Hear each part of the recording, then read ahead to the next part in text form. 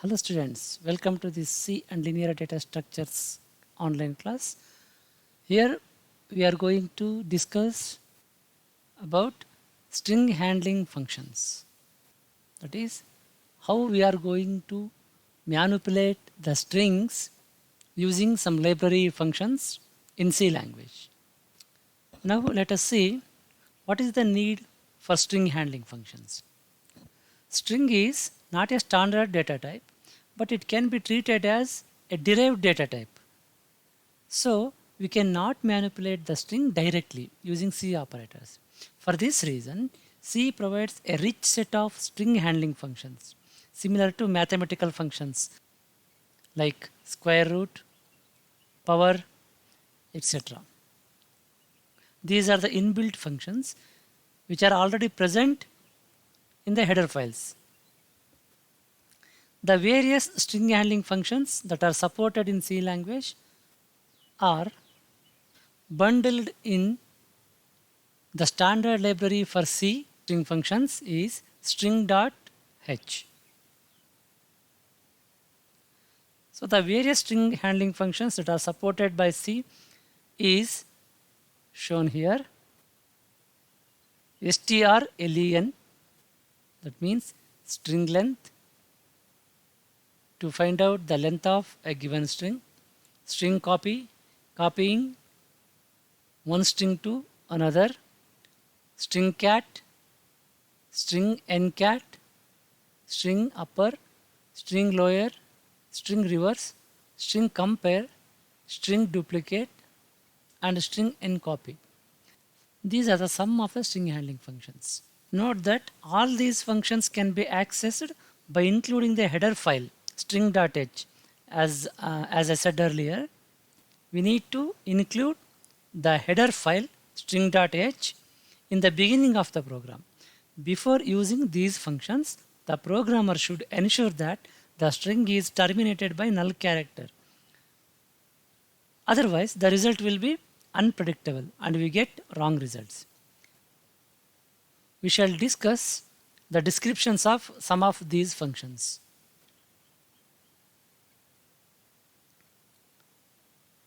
String length. It is used to count the number of characters in a string. ಕೊಟ್ಟಿರುವಂಥ ಸ್ಟ್ರಿಂಗಲ್ಲಿ ಎಷ್ಟು characters ಇದೆ ಅದನ್ನು count ಮಾಡಲಿಕ್ಕೆ ನಾವು ಇದನ್ನು ಯೂಸ್ ಮಾಡ್ತೀವಿ. ಸಿಂಟ್ಯಾಕ್ಸ್ ಏನು? ಇಂಟ್ ಅಂದರೆ ಡೇಟಾ ಟೈಪ್, ಸ್ಟ್ರಿಂಗ್ ಲೆಂತ್,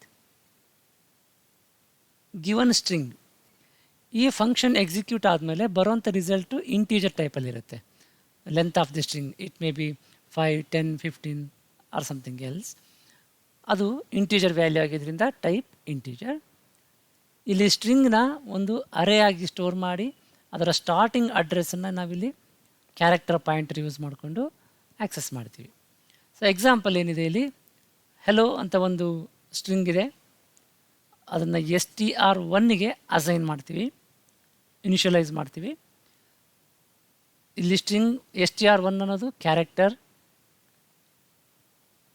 ಅರೇ, ಅದಕ್ಕೆ ಈ ಸ್ಟ್ರಿಂಗನ್ನು ಅಸೈನ್ ಮಾಡ್ತೀವಿ. ಹೆಲೋ ಅನ್ನೋದು ಡಬಲ್ ಕೋಟ್ಸಲ್ಲಿ ಅದನ್ನು ನಾವು ಇನಿಷಿಯಲೈಸ್ ಮಾಡಿದ್ದೀವಿ.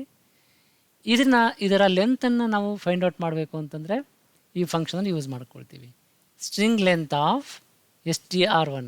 str1 ಅಂತಂದರೆ ಗಿವನ್ ಸ್ಟ್ರಿಂಗ್, ಅದರೊಳಗಡೆ ಎಷ್ಟು ಕ್ಯಾರೆಕ್ಟರ್ಸ್ ಇದೆ ಅನ್ನೋದನ್ನು ಫೈಂಡ್ ಔಟ್ ಮಾಡಲಿಕ್ಕೆ ನಾವು ಈ ಫಂಕ್ಷನ್ ಕಾಲ್ ಮಾಡ್ತೀವಿ, ಸ್ಟ್ರಿಂಗ್ ಲೆಂತ್ ಅಂತೇಳಿ. Here this function return 5. ಇದರೊಳಗಡೆ ಎಷ್ಟು ಕ್ಯಾರೆಕ್ಟರ್ಸ್ ಇದೆ? 5 ಇದೆ. ನಲ್ ಕ್ಯಾರೆಕ್ಟರ್ಸ್ ಲೆಕ್ಕಕ್ಕೆ ಬರಲ್ಲ. 1, 2, 3, 4, 5. ಈ ಸ್ಟ್ರಿಂಗ್ ಲೆಂತ್ ಅನ್ನೋ ಫಂಕ್ಷನ್ನು 5 ರಿಟರ್ನ್ ಮಾಡುತ್ತೆ. We shall try this in C editor.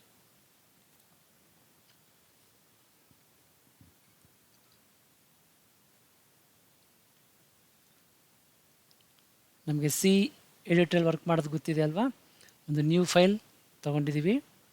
ಈ ಫೈಲನ್ನು save as string dot C ಅಂತ ಸೇವ್ ಮಾಡೋಣ.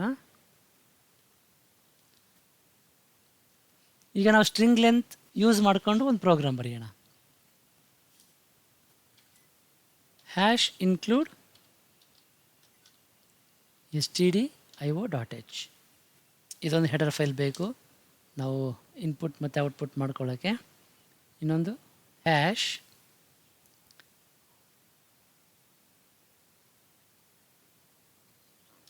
include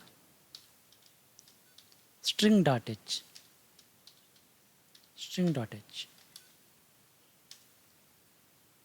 ಸ್ಟ್ರಿಂಗ್ ಹ್ಯಾಂಡ್ಲಿಂಗ್ ಫಂಕ್ಷನನ್ನು ಯೂಸ್ ಮಾಡಲಿಕ್ಕೆ ನಾವು ಒಂದು ಮೇನ್ ಫಂಕ್ಷನಿಂದ ಶುರು ಮಾಡ್ತೀವಿ ಸಿ ಪ್ರೋಗ್ರಾಮನ್ನು. It is void main. ಒಂದು ಅರೇನ ಡಿಕ್ಲೇರ್ ಮಾಡ್ಕೊಳ್ಳೋಣ, ಕ್ಯಾರೆಕ್ಟರ್ ಅರೇನ. ಕ್ಯಾರ್, ಇದು ಕೀವರ್ಡ್ ವೈಟ್ ಕಲರಲ್ಲಿ ಬಂತು, ಸ್ಪೇಸ್ str ಅಂತ ಕೊಟ್ಕೊಳ್ಳೋಣ. String name is equals to, ಇದನ್ನು ಇನಿಷಿಯಲೈಸ್ ಮಾಡ್ಕೊಳ್ಳೋಣ ಡಬಲ್ ಕೋಟ್ಸಲ್ಲಿ, ಕಂಪ್ಯೂಟರ್, ಇದು ಗಿವನ್ ಸ್ಟ್ರಿಂಗ್ ಸೆಮಿಕೋಲನ್. ಈಗ ಸ್ಟ್ರಿಂಗ್ ಲೆಂತ್ ಫಂಕ್ಷನನ್ನು ಅಪ್ಲೈ ಮಾಡೋಣ. ಅದನ್ನು ಪ್ರಿಂಟ್ ಎಫ್ ಸ್ಟೇಟ್ಮೆಂಟಲ್ಲೇ ಕ್ಯಾಲ್ಕುಲೇಟ್ ಮಾಡ್ಕೋಬೋದು. Print f length of the string is equals to %d. Integer value ನಾವು ಇಲ್ಲಿ ಡಿಸ್ಪ್ಲೇ ಮಾಡ್ತಾ ಇದ್ದೀವಿ, ಹಾಗಾಗಿ %d ಸ್ಟ್ರಿಂಗ್ ಲೆಂತ್ strlen. ಇಲ್ಲಿ ಫಂಕ್ಷನ್ ಕಾಲ್ ಮಾಡ್ತಾ ಇದ್ದೀವಿ ನಾವು. ಇದು ಹೆಡರ್ ಫೈಲ್ಸಲ್ಲಿ ಇರುತ್ತೆ string.h ಅಲ್ಲಿ. ನಾವಿಲ್ಲಿ ಆ ಫಂಕ್ಷನನ್ನು ಕಾಲ್ ಮಾಡ್ತೀವಿ. ಸ್ಟ್ರಿಂಗ್ ಲೆಂತ್ ಆಫ್, ಅದಕ್ಕೆ ಪ್ಯಾರಾಮೀಟರ್ ಕಳಿಸ್ಬೇಕು. ಯಾವುದು? ಸ್ಟ್ರಿಂಗ್ str, ಇದು ಗಿವನ್ ಸ್ಟ್ರಿಂಗ್ ಅಲ್ವಾ. ಸೊ ಅದನ್ನು ಆರ್ಗ್ಯುಮೆಂಟಾಗಿ ನಾವು ಪಾಸ್ ಮಾಡ್ತೀವಿ ಸ್ಟ್ರಿಂಗ್ ಲೆಂತ್ ಫಂಕ್ಷನ್ಗೆ. ಔಟ್ಪುಟ್ಟು ಸ್ಕ್ರೀನ್ ಮೇಲೆ ಸ್ವಲ್ಪ ಹೊತ್ತು ಉಳಿಬೇಕು ಅಂತಂದರೆ ಇಲ್ಲಿ ನಾವು ಇನ್ನೊಂದು ಹೆಡರ್ ಫೈಲನ್ನು ಇನ್ಕ್ಲೂಡ್ ಮಾಡ್ಕೊಳ್ತೀವಿ. Hash include conio.h, console input output ಅಂತ ಅದು. Get ch. ಓಕೆ, ಈಗ ಈ ಪ್ರೋಗ್ರಾಮನ್ನು ಕಂಪೈಲ್ ಮಾಡೋಣ. ನೋ ಎರರ್ಸ್, ರನ್ ಮಾಡೋಣ. Length of the string is equals to 8. Computer ಅನ್ನೋ ವರ್ಡಲ್ಲಿ 8 ಕ್ಯಾರೆಕ್ಟರ್ಸ್ ಇದೆ.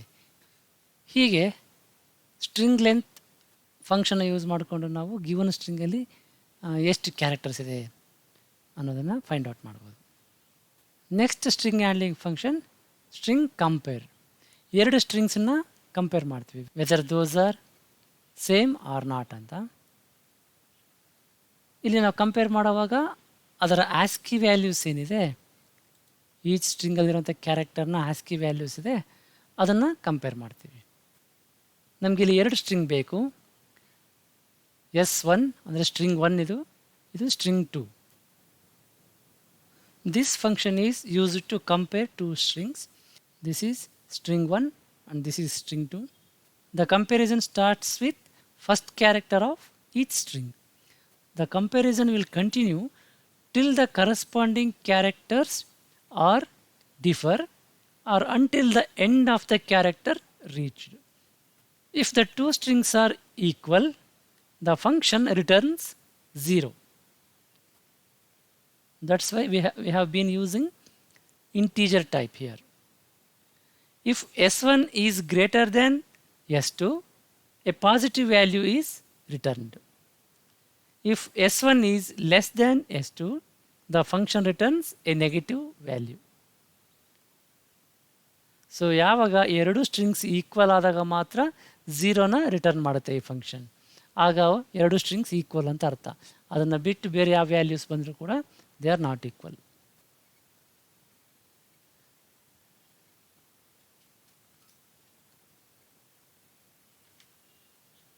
Next string handling function is string cat, strcat. Cat means concatenation ಅಂತ. 2 ಸ್ಟ್ರಿಂಗ್ಸನ್ನು ಜಾಯಿನ್ ಮಾಡೋದನ್ನು ಕನ್ಕ್ಯಾಟಿನೇಷನ್ ಅಂತ ಕರಿತೀವಿ. So string cat, it is used to concatenate 2 strings each other. Syntax strcat. Arguments ಯಾವುದು pass ಮಾಡ್ತೀವಿ? ಸ್ಟ್ರಿಂಗ್ 1 ಆ್ಯಂಡ್ ಸ್ಟ್ರಿಂಗ್ 2 ಇವೆರಡನ್ನು join ಮಾಡಬೇಕು. ಇಲ್ಲಿ ಎಕ್ಸಾಂಪಲ್ ನೋಡಿ, 2 ಸ್ಟ್ರಿಂಗ್ಸ್ ಇದೆ. ಸ್ಟ್ರಿಂಗ್ 1 ಏನಿದೆ ಕಂಪ್ಯೂಟರ್ ಅಂತ. String 2 is science. ಇವೆರಡನ್ನು ಕನ್ಕ್ಯಾಟಿನೇಟ್ ಮಾಡಬೇಕು, ಜಾಯಿನ್ ಮಾಡಬೇಕು. ನಾವು ಈ ಫಂಕ್ಷನ್ ಕಾಲ್ ಮಾಡ್ತೀವಿ strcat ಅಂತ. ಇದು ಸ್ಟ್ರಿಂಗ್ ಡಾಟ್ ಎಚ್ ಹೆಡರ್ ಫೈಲಲ್ಲಿ ಇರುತ್ತೆ. 2 ಆರ್ಗ್ಯುಮೆಂಟ್ಸ್ ಕಳಿಸ್ತೀವಿ. ಇಲ್ಲಿ n ಅಂದರೆ ಸ್ಟ್ರಿಂಗ್ 1 ಅಂತ, m ಅಂದರೆ ಸ್ಟ್ರಿಂಗ್ 2 ಅಂತ. ಔಟ್ಪುಟ್ ಇವೆರಡು ಜಾಯಿನ್ ಆಗಿ ಕಂಪ್ಯೂಟರ್ ಸೈನ್ಸ್ ಅಂತ ರಿಸಲ್ಟ್ ಸಿಗುತ್ತೆ. ಇಲ್ಲಿ 2 ಸ್ಟ್ರಿಂಗ್ ಇದೆ. ಸ್ಟ್ರಿಂಗ್ 1 ಅದು ಕಂಪ್ಯೂಟರ್, ಸ್ಟ್ರಿಂಗ್ 2 ಅದು ಸೈನ್ಸ್. ಇವೆರಡನ್ನು ಈಗ ಜಾಯಿನ್ ಮಾಡಬೇಕು, ಕನ್ಕ್ಯಾಟಿನೇಟ್ ಮಾಡಬೇಕು. ಅದಕ್ಕೆ ಇಲ್ಲಿ ಕನ್ಕ್ಯಾಟಿನೇಷನ್ ಫಂಕ್ಷನನ್ನು ಬರೆದಿದ್ದೀವಿ, ಸ್ಟ್ರಿಂಗ್ ಕ್ಯಾಟ್ ಅಂತ. 2 ಆರ್ಗ್ಯುಮೆಂಟ್ಸ್ ಕಳಿಸ್ತಾ ಇದ್ದೀವಿ, string 1 and string 2. The resultant ಸ್ಟ್ರಿಂಗನ್ನು ಪ್ರಿಂಟ್ ಮಾಡ್ತಾ ಇದ್ದೀವಿ. ಕಂಪೈಲ್ ಮಾಡೋಣ, ನೋ ಎರರ್ಸ್. ರನ್ ಮಾಡೋಣ.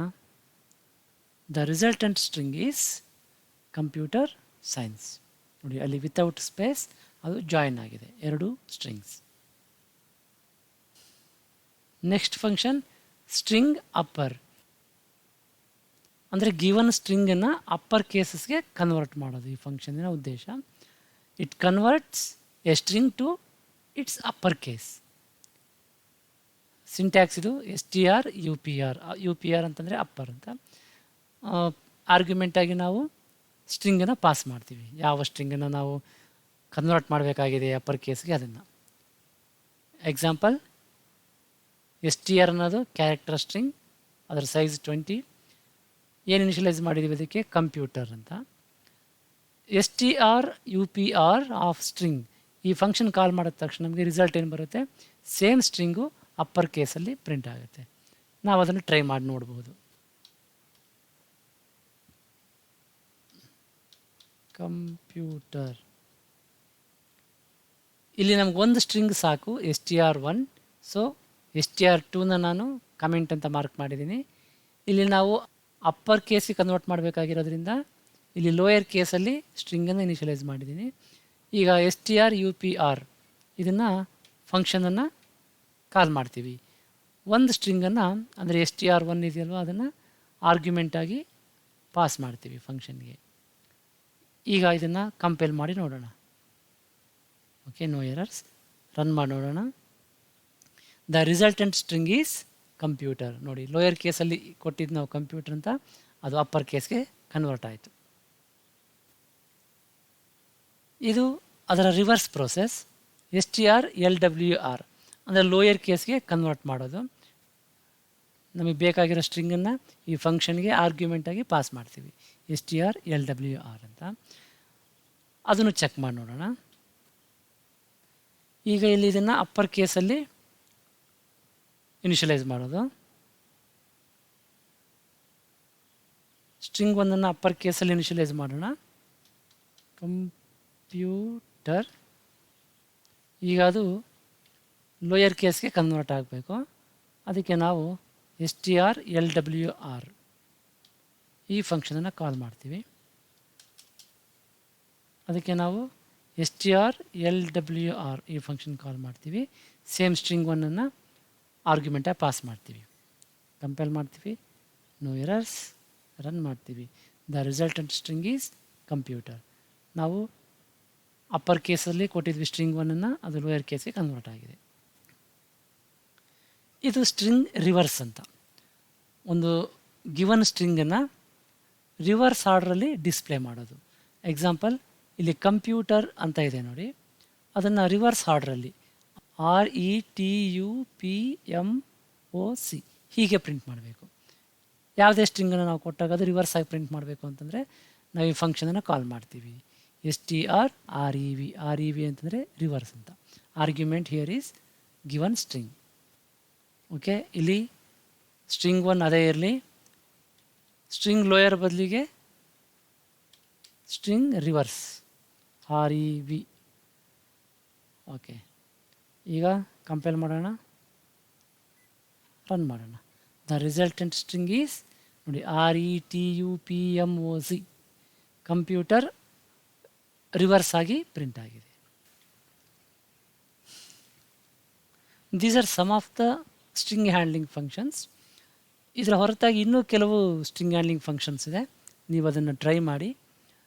ಈಗ ನಾವು ಏನು ಕಲ್ತಿದ್ವಿ ಇವತ್ತು, ಅದ್ರ ಬಗ್ಗೆ let us have a small quiz. String operation such as strcat, string compare, string copy and string length heavily rely upon ಯಾವುದ್ರ ಮೇಲೆ ಡಿಪೆಂಡ್ ಆಗಿದ್ದಾವೆ ಈ ಅಷ್ಟು string handling functions? A, presence of ನಲ್ character, presence of new line character, presence of any escape sequence, none of the mentioned. The answer is A. ಯಾಕೆ ಅಂತಂದರೆ ಎಲ್ಲಿ string end ಆಗುತ್ತೆ, ಒಂದು ಸ್ಟ್ರಿಂಗಿನ ಟರ್ಮಿನೇಷನ್ ಪಾಯಿಂಟ್ ಯಾವುದು ಅಂತ ನಮಗೆ ನಲ್ ಕ್ಯಾರೆಕ್ಟ್ರಿಂದಲೇ ಗೊತ್ತಾಗೋದು. ಆವಾಗ ನಾವು ಅದನ್ನು ಮ್ಯಾನಿಪ್ಯುಲೇಟ್ ಮಾಡಲಿಕ್ಕೆ ಸಾಧ್ಯ. ಅದಕ್ಕೆ ನಲ್ ಕ್ಯಾರೆಕ್ಟರ್ ತುಂಬ ಇಂಪಾರ್ಟೆಂಟ್ ಆಗುತ್ತೆ. Second question, to which string library function the following code could be equivalent? ಇಲ್ಲಿರೋಂಥ ಪೀಸ್ ಆಫ್ ಕೋಡ್ ಇದೆಯಲ್ವಾ, ಯಾವ ಲೈಬ್ರರಿ ಫಂಕ್ಷನ್ಗೆ ಈಕ್ವಿವೆಲೆಂಟ್ ಆಗಿದೆ, ಅಂದರೆ ಸೇಮ್ ಫಂಕ್ಷನನ್ನು ಪರ್ಫಾರ್ಮ್ ಮಾಡುತ್ತೆ. ಐ ಅಂತ ಒಂದು ವೇರಿಯೇಬಲ್ ತೊಗೊಂಡು ಝೀರೋಗೆ ಇನಿಷಿಯಲೈಸ್ ಮಾಡಿದ್ದೀವಿ ಲೂಪ್ ಒಳಗಡೆ ಯೂಸ್ ಮಾಡಲಿಕ್ಕೆ. While S1 of I not equal to null ಇರೋವರೆಗೂ S2 of I is equal to S1 of I. S1 of ಐನ ಎವ್ರಿ ಕ್ಯಾರೆಕ್ಟರ್ನ S2 ಆಫ್ ಐಗೆ ಅಸೈನ್ ಮಾಡ್ತಾಯಿದ್ದೀವಿ. I++, ಪ್ರತಿ ಇಟ್ರೇಷನಲ್ಲೂ ಐ ಇನ್ಕ್ರಿಮೆಂಟ್ ಆಗುತ್ತೆ ಎಲ್ಲಿವರೆಗೂ?